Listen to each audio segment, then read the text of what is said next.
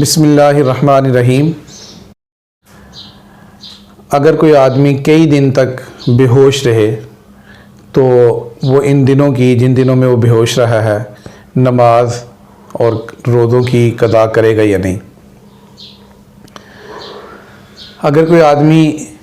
کئی دن تک بے ہوش رہا ہے تو جتنے دن وہ 5 نمازیں کا وقت اگر اس کی بے ہوشی کا گزر گیا یا اس سے زیادہ ہو گیا تو اس حالت میں اس کو نمازیں معاف ہیں۔ اور رمضان کے روزوں کے بارے میں تفصیل یہ ہے کہ اگر وہ صحت یاب ہو گیا تو اس کو رمضان کے روزوں کی قضا کرنی ہوگی، اور اگر اس کو بے ہوشی ہی میں اس کی وفات ہو گئی، جیسے بعض دفعہ حادثات ہوتے ہیں، ایکسیڈنٹ ہو گیا، دماغ کی چوٹ میں لوگ بے ہوش ہو جاتے ہیں، تو اس کے بعد اس کو ہوش آنے کے بعد ہفتہ 10 دن اگر کوئی بے ہوشی میں رہا تو اب اس کے بعد اس کو بے ہوشی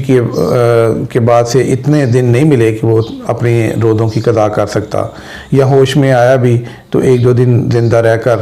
پھر اس کی وفات ہو گئی۔ تو اس صورت میں جتنے دن وہ صحت مند ہونے کے بعد زندہ رہا ہے اتنے دنوں کی تو وہ قضا اس کے ذمہ لازم تھی، لہذا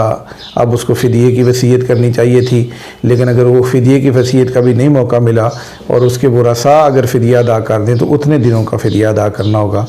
لیکن اگر وہ بے ہوشی کے دوران ہی فوت ہو جائے یا بعد میں اس کو اتنا وقت نہ ملے کہ وہ روزوں کی قضا کر سکے تو اس کے دن میں پھر روزوں کی قضا بھی نہیں ہے، نہ فدیے کی وصیت کرنا لازم ہے، اور نہ ہی اس کے ورثاء کو اس کی جانب سے فدیہ دینے کی ضرورت ہے۔